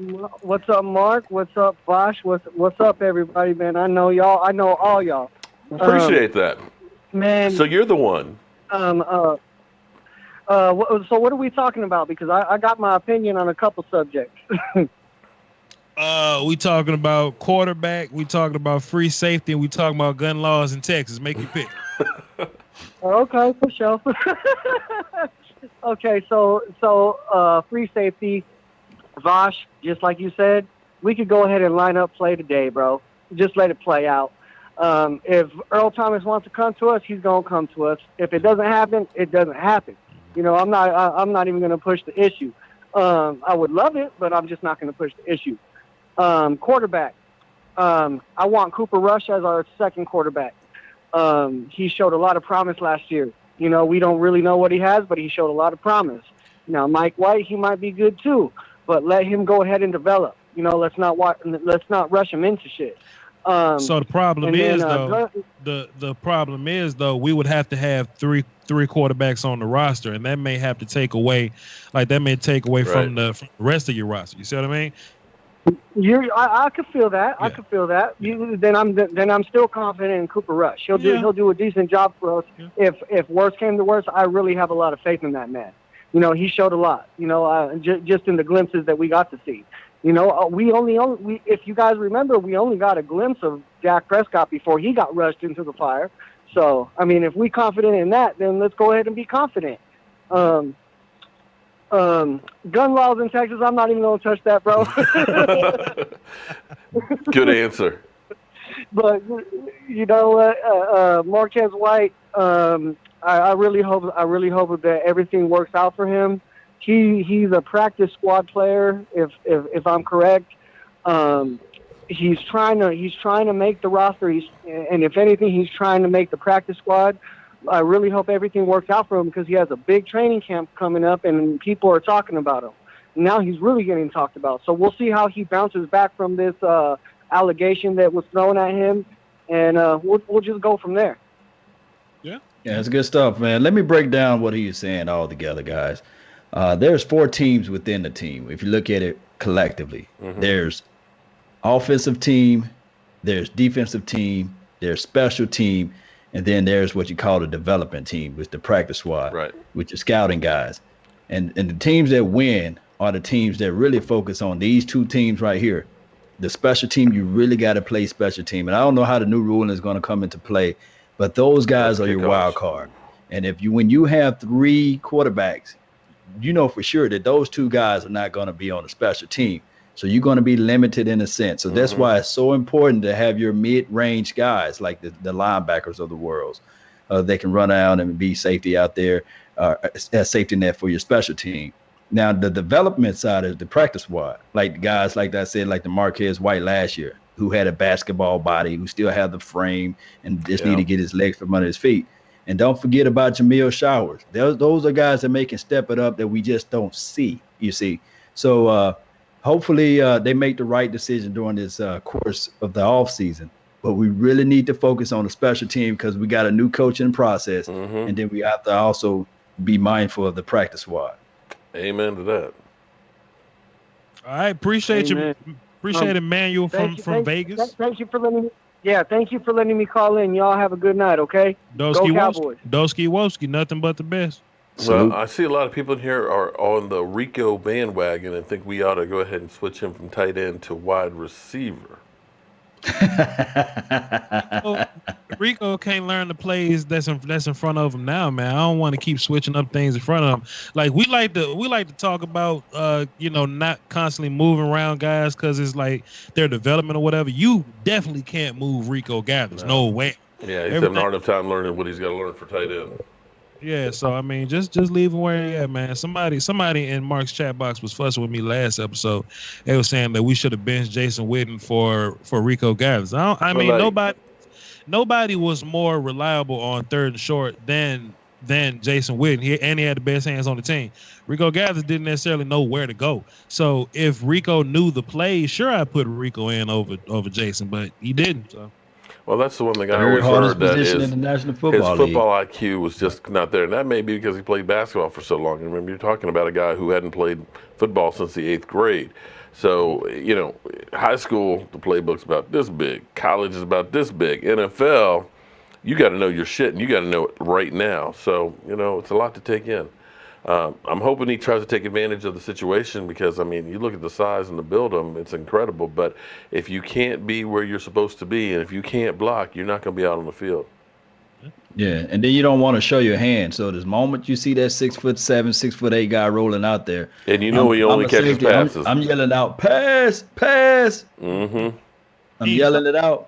He's not blocking nobody. Right. And as Anthony Smith, that's crazy. We've already got like 1 million wide receivers already, which is true.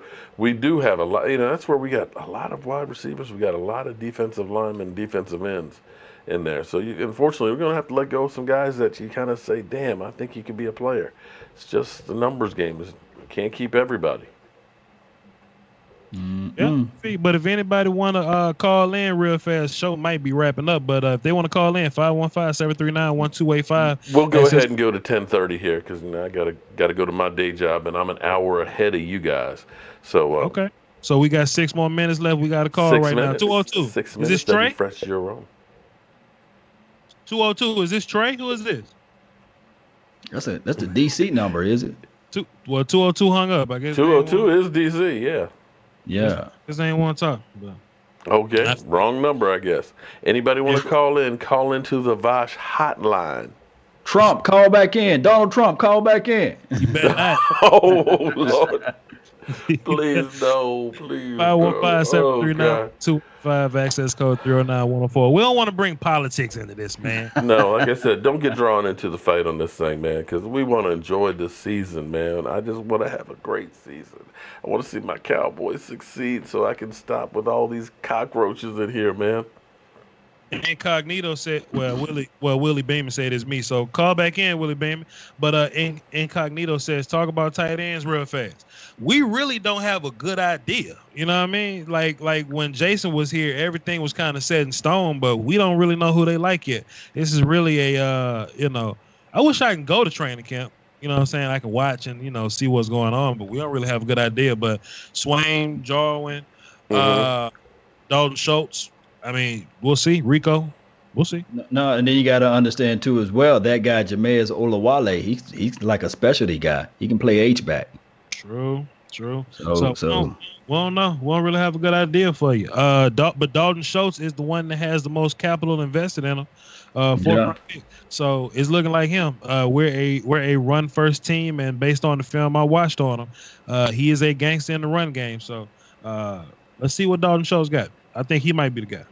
I think that with the Jameis Olawale, you can do so many things with a versatile package. When you go up, maybe like even if you go in at a 11 personnel or 12 personnel or a 20 personnel, you can put Jameis Olawale back there in the backfield, and then have Zeke out there, and then motion Jameis Olawale into one of those slot positions. You can just do so much, man.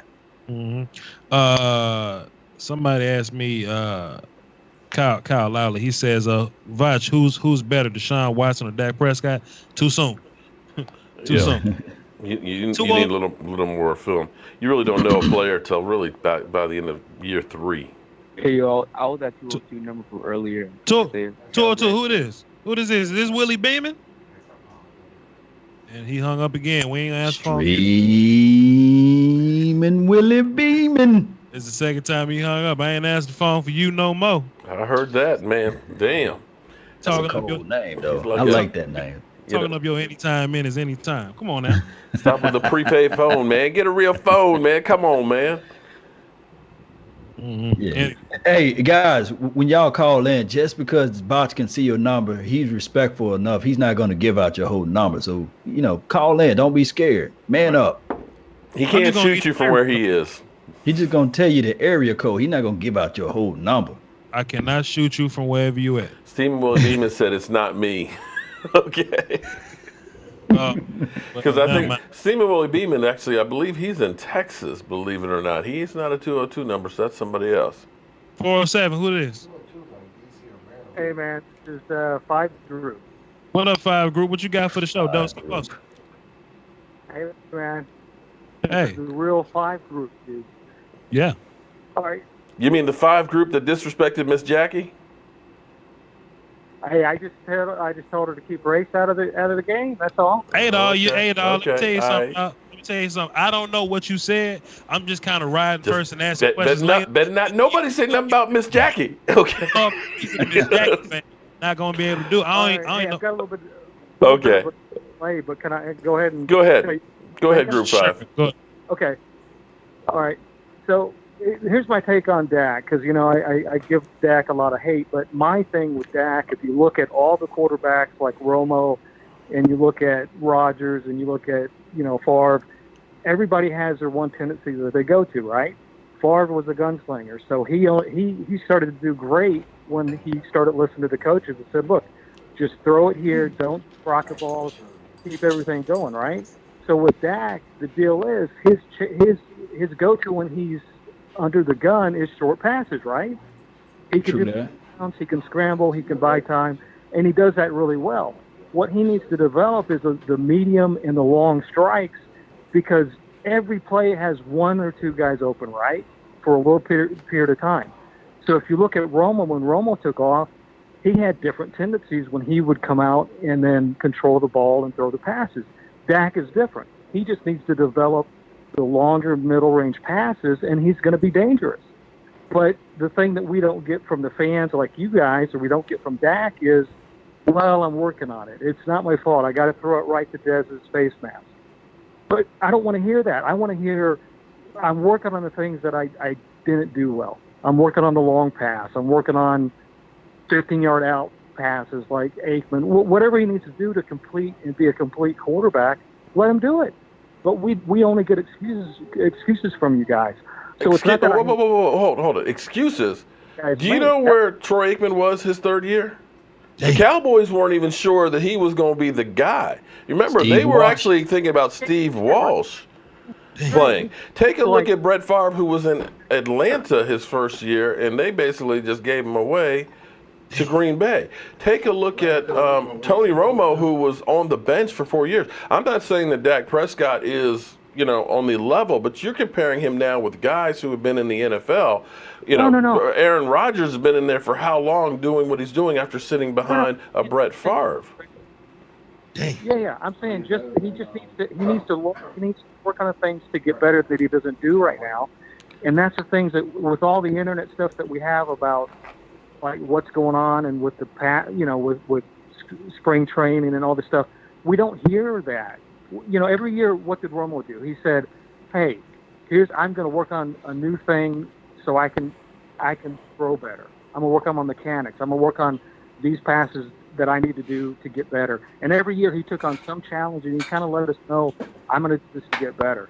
But let me interject too as well. With Romo, he was also, let me work on my backswing with the golf clubs. And if we can look at his body mechanism, we can tell that he's not like the Tom Brady's of the world and the Aaron Rodgers of the world as far as his body and what he ate right and all this stuff. Yeah. But I can see where you're coming from. I always like people with different views, different opinions, different thoughts, because it make you look at it if from a different perspective. But that was last year, Dak Prescott's second year. Before we even saw Tony Romo on the field, Dak Prescott is still younger than what Tony Romo was ever when he started out on the field. So we got to give this guy time to grow.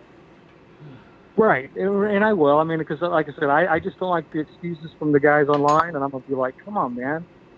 Let the guy, he's going to get better, but don't throw out the bad games, because we can learn from the really bad games. But the other thing is, he needs to develop into a more dangerous quarterback on all the plays, because the fans, we're used to scoring points, right? We got to score points to win. We got to do a little bit better than last year. I mean, he doesn't have to be, the greatest show on turf or anything, but he needs to keep developing, because we're going to have to score points with these receivers, good or bad. I don't know if you guys can see what I've actually got on right here, but I want you just to look back at 2016 here at what was accomplished with Dak Prescott. As a rookie who didn't know he was going to be starting, and tell me that he doesn't have some skills, because the way it's portrayed by, and I'm not saying that you are Group 5, although you and Critical Fan are definitely ones that are definitely always on the negative. I'm not saying that he is Aaron Rodgers just yet, but when I see him scrambling like he is, and that play right there to Cole Beasley, finding and hitting the open man, to me, you got something to work with there. He may not be coming out to you and saying, I've got to work on my footwork and my mechanics and my timing and this, that, and the other. But believe me, I guarantee you that he's out there working on that he's going to try and get better, because he realizes, too, this is kind of a contract year. If I play lights out this year, it's going to be millions more dollars down the road here. And believe me, he's hungry. He wants to get fed just like everybody else. I don't think he's just saying, I'm happy because I'm the Dallas Cowboy quarterback and I don't have to do anything and put any work in. 5 group. Let me ask you a question. So how do you think Dak Prescott is going to play this year? I think he'll be okay. I mean, I do because So I asked that question on purpose just to hang up on your ass. Cause Miss Jackie told me hang up on your ass. Boy, playing with y'all. I'm not playing with you, dog. I asked you a question on purpose. Hang up on you because Miss Jackie told me hang up on you, dog. What's wrong with him, bro? Again, the second half of the season, and a lot of people say, well, Dak Prescott can't win because if he doesn't have a running game. Well, you know what? When Roger Staubach won Super Bowls, we had a running game. When Troy Aikman won Super Bowls, we had a running game. So I ain't got a problem with us having a running game that's helping out our quarterback where we don't have to try and drop 5,000 yards during the season. But I'm looking at these plays from the year before. And if he can get back to that kind of play, we're going to be all right with a healthy Zeke Elliott that's not suspended. Believe me, we're going to be all right. Bruh, Jackie does not like that dude. But I got a platinum call on the line for whatever reason. George Anderson, how you one of my platinum calls? Why I got your name plugged in? Who is this? I don't even know. But I want to comment on the Dak Prescott situation. Okay, George. I think people fail to realize that quarterbacks that pass for over 5,000 yards a season are built to pass for 5,000 yards per season. Dak Prescott got thrown in with a horrible offensive line. Okay, thanks for calling in. We cutting these calls short because it's almost Mark Holmes' bedtime. He got work in the morning. He say the offensive line was the reason for Dak Prescott's decline. I mean, y'all got something to say about that? Well, everything's relative. Listen, I mean, one, defenses, I believe, figures this out. And I don't think that there was a plan B to change up what we did the year before. To me, I think the Cowboys got high on their own supply and said, you know what? We just line up with that offensive line. We run Zeke Elliott. We're going to win games. I did not see a lot of creativity. And then when your offensive line was in flux, that changed the dynamics. When you had a Zeke Elliott who wasn't there, that changed the dynamics. And for whatever reason, Dak and Dez did not get on the same page. People were double teaming then Cole Beasley. So it was kind of like collectively, it was a lot of different things that all came together that turned the second half of the season. Because the first half of the season, the offense was scoring points. They were doing enough to win. You scored 30 against the Rams. You scored 30 against Green Bay. 9 times out of 10 in the NFL, if you got a decent defense, you should be winning those games at home. But we lost those, And again, the majority of Dak Prescott's touchdowns were in the first half of the season. If he had carried that whole season on, throughout the season, he would have been over 30 touchdown passes. But then you saw Tyron Smith. You saw Zeke Elliott go around. You saw him hurt his hand. You got all, and I know Group 5 is going to say you're making excuses, but these all things matter. If you can't grip the football, you ain't throwing as effectively. If you don't have time to throw the football. Want him on the phone. But to me, all of those things are relative to what you're doing on the field. And some of it is him too. He could be missing people and, getting flustered and getting beat up and everything else. And, all these things are relative and all go together. The Cowboys, unfortunately, if it's not perfect, it doesn't work. We saw 2015 without Tony Romo, 4-12. Okay. 904, because you ain't got no patience. 904, who this? What's up? Yo, man, I got a quick question for you now. Quickly. I've been following you guys, thanks for the fix during the summer, during the off season. But I noticed Okoye ain't been around. I know Okoye dropped a couple words the other day. He said somebody, dropped a dime on him to the Illuminati to get him off his channel. Okay. Birdie told me it might have been Mark. I'm like, anybody, any truth to that, or just a little birdie don't know what he's talking about? Wait a minute. I've had Okoye on here recently. What are we talking about? Okay, again, I know you had to see the last video he posted. He hadn't posted something in a while. He said he wasn't going to drop the name, but he said, y'all know who it is. Everybody know who it is. And I'm Drop like, the name. What did this person do? It was Mark Holmes. What did I do? What did I do this time? Damn. Hey, bro, I'm asking questions. I mean, I can't ask a question and answer me. Shit, I need to call in. Wait a minute. Hold on. Wait a minute. 904 bringing some flame over What here. did he say in the video that this person did? I don't know. It's out there. They dropped a dime. got him unpatronized or whatever y'all want to call that thing. Oh, that wasn't me. No. Yeah, I like his stuff. He said, "Yo, it's on another YouTuber." He said, "But he go check it out." Everybody saw it. But you saw it. I ain't seen Law, it. you saw I it. didn't see it. Would you like me to call him right now? Y'all saw it. You say Y'all some. You saw it. say some. So wait a minute. So hold on. So his channel got bombed. You say somebody reported him or something? Somebody dropped some kind of a dime on a Koye. Got it messed up with them YouTube folks. Hold it. I don't know. yeah. I don't know how. Wait, let's back up here because now you're talking something that you don't even know. You don't.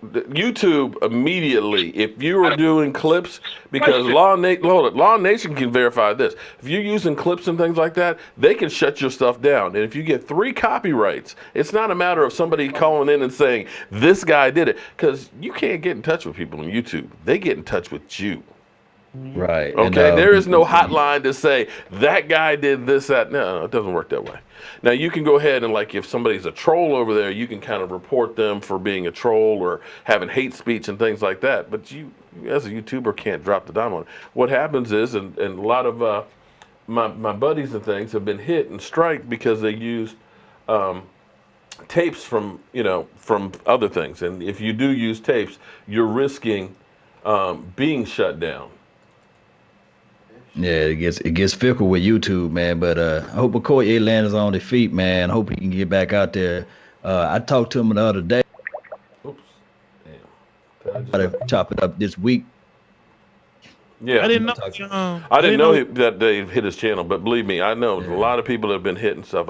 DMV had been trying to get monetized since before the road trip and stuff, and he ended up YouTube came back and said, sorry, you can't be monetized and stuff because you use clips and things like that. And he's just like, you know what? The hell with YouTube. I ain't doing this stuff anymore, after all that stuff. So you can get copyrighted, and it's amazing because you can upload a video, and before that thing is even uploaded, it can be copyrighted, and it just disappears on you. And you get those 3 strikes, they shut your channel down. Or after 2 times, they'll end up basically not allowing you to live stream and things like that. How did Law Nation lodge online? How was he able to put the Troy Aikman story on his page and not get copyright for that one? Okay. Hey, man, Because he got the law on his side, Michael. Man, you got Illuminati all over my body.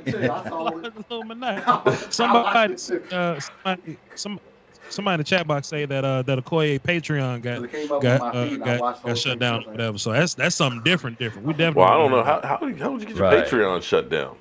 Then the Patreon, you just posting links, so I don't know how you can get caught up with Patreon. Okay. And then it wouldn't even hurt my feelings on Patreon because you can just start up another one and move all your links over to another. If he thinks that, let's back. This is the thing that's crazy out here, because just like the first time me and Vosh had a conversation and we had a difference of agreement about Jason Garrett. Everybody's, oh man, they got a beef. People probably thought he was about to shoot me or something. It's like, no, we just have a different opinion. And the same thing about the Des Bryant is not guilty video and stuff. Him and I had a difference of views. And remember, Law Nation, we went on here. And I've had him on my channel doing videos together with me. Why would I try and get him shut down? I mean, let's think about that, guys. Let's think about that. I do more to try and promote other YouTubers now. I tell you, hey, I may not be your taste, your flavor, and all that. I don't care. There's somebody out there that fits you, be it my Cowboys family or Space Cowboy or Law Nation or Vosh or DMV, Dallas Cowboy or Michael Anthony. So I just say give them all your love, because this ain't easy to do. You spend a lot of time, especially, listen, for me it's easy because I'm just like breaking news, okay? But when Vosh does, breaking down and knowing every one of these guys that are coming out, he spends hours upon hours. My man Law, because I remember Law would do videos, because when Law was ready to walk away from this too, because he wouldn't put all his hours of work and stuff in this video and couldn't even get the damn thing. He said, I'm not worried about being monetized. I just did all this work and I can't even show it. And he was just like, F YouTube. This shit ain't easy. So I always say, hey, I don't care if you're watching me or watch somebody else, but make sure you like them, subscribe to them, comment on, and show them some love, because it ain't easy. Yeah, for those condensed NFL films, they're 28 gigs per clip. per video. Right. That's 30 minutes of condensed film. So you do the math. I went through pretty much 2 hard drives on my computer. 2. Right. And this And computer ain't cheap. I'm on it, and this mic and all this stuff. It's not guys, cheap. I'll tell you what, any of you guys that have been with me like since 2016 and everything else, you know how far this channel has come. I mean, I got the mixing board, I got 2 computers, I got 2 TV screens in front of me here, a web camera, the lighting that I put in here, I built all these. I mean, it's not free. It wasn't like everybody said, here, have a show. This is a lot of time, effort, and money to do this. So, yeah, I'm not trying to, somebody does what they want. Hey, do what you want to do. And I hope you're successful at it. It may not be my cup of tea, but I ain't going to hate on what somebody else is doing. In fact, I respect anybody that will put themselves out here, because all you cockroach trolls out there, we don't know who you are. We don't see your face. And some of the stuff some of you people will say, you got to have a thick skin to be able to do this stuff. I'm sorry. I didn't mean to go off on guys. They was coming at me when the Okoye first came out, but they didn't know that I already hit Okoye up and said, hey, bro, you might want to have multiple platforms. Go ahead and start your Facebook up. Right. Hey, there's a thing called Patreon. I told them, hey, go ahead and start that Patreon up. Don't put all your eggs in one basket. Go ahead and create your Twitch, because what happened here, even though we love that Dez not guilty, the NFL getting every penny of that video. Yeah. And trust me, what the NFL would do is that they would squeeze all the penny out of it, and then they'll hit them with the copyright on the back end. So it's just got to secure yourself. You get 3, your channel shut down. Yeah. Yeah, go ahead and give the NFL credit. Make sure you put in the tag on the bottom of it. I do not own the rights of this clip. You got to do that. You got to put all that stuff in the box, man, because, man, you got some people out there that like to hate on you, man. That's just how it is. Then you got to find a way to cheat too, because he puts the whole broadcast view, and he puts in movie clips and all that, and that gets attention from the Illuminati. So right. Yeah, that's the truth, because like I used to do clips and stuff and videos and things, and all of a sudden you put it in there, I was like, oh damn, it's like it's only a 10-second clip. Yeah, but you can't do the full screen. Right. Well, that's where that's where I learned that yeah. I can. Yeah, and it's still risky, and even that's why I'll do stuff on this screen as opposed to blowing it up. That's still a risk doing it even like that, because it can be eventually it'll come back and bite you in the ass and stuff. So as long as you're doing it not the full screen, you're good. Okay, yeah, but this is the crazy thing about it. There's everybody, the young YouTuber that's in the chat box, you want to do this stuff. Even if you use those movie clips, you might be free for the first 2 or 3 months. But 5 months later, you just chilling at your house one day eating some ramen noodles, and all of a sudden you get that copyright strike, video takedown. You be like, what? Yeah, the full clip. I get those from ESPN, so that's where I stopped using the first take clips, because I used to always go after. You guys know I used to always go after Stephen A. Smith. I don't know if ESPN just kind of said, you know what, he's hating a little too much on this stuff, because immediately as soon as I put something on, it's blocked. Flat out. I can't even get the damn thing uploaded anymore. So so you got to be careful out there on YouTube. And that's where a lot of people will say, oh man, show the game. It's like, oh fuck no. Excuse my language. No, that will get your channel kicked out of there. So Okoye, wasn't me. Go on Facebook. Wasn't me, man. Okay. Go on Facebook and watch the game. Watch it on Facebook. Sandman 213, baby. Sandman's always in the house. So y'all want to take like 2 more calls, or what y'all want? Okay, go ahead, take 2 more calls. So got the donation to help grow the nation. There you go. Thank you, Sushi 817. Thanks for making the off season bearable, man. You guys, listen. I tell you what, you guys helped me get through the season by being able to talk about football. He put that down. I want some California rolls. Go ahead and take a call, man. I want some California rolls. Go ahead. Let's go ahead and do this so we can get up out of here. 407. What's that? Hey, it's 5 group again. Why'd it get cut off? Because Miss Jackie told you. Because Miss Jackie wants you on the phone. I'm cutting you off again. Is that Trey? Damn. I told you these trolls are like cockroaches, man. Tell Trey to call this. Trey is missing in action, man. We'll never see Trey again, man. Come on, Michael. Okay, I'll ask him when I do my live stream on Wednesday. All right, you got another one in the queue. That's all we got in the queue right now. Nobody's Nobody's on here right now, so I guess that's it. All right. So with that being said, you guys got 48 minutes of overtime here with nothing but the best and the young gun here. Guys, tell everybody where to find you.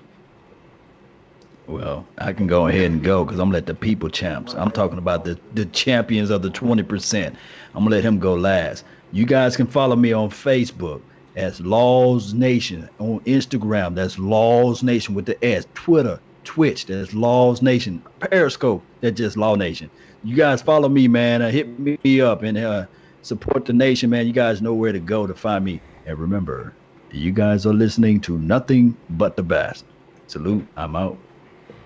And I'm Vash Lombardi. I like football. I like to talk football. I like to break down football. If you go to my channel, I can prove it to you. So as Vash Lombardi, VOCHLOMBARDI. I break down Cowboys film. I break down college film, NFL film in general. So if you're a Eagles fan, Falcons fan, Giants fan, I got film on all y'all players on my channel. So salute to y'all. Come over there and check me out. Follow me on Twitter as well. The Patreon is more important than food and water. Salute. With that being said, man, I want to thank everybody for joining into the live stream, man. This thing seems like it's growing. I know everybody's anticipating the season coming up. I'm excited as could be, man. We are 2 weeks and 2 days away from Oxnard. Guys, the season is coming up fast and hard, and I think it's going to be a great season for our Dallas Cowboys. Hopefully a shitty one for you Redskins, Eagles, and Giants. And with that being said, I will see you guys with any news on the Dallas Cowboys first thing in the morning with Don't Sleep on the Dallas Cowboys. I'm Mark Holmes. That's Vash Lombardi and Law Nation. And thank you and good night.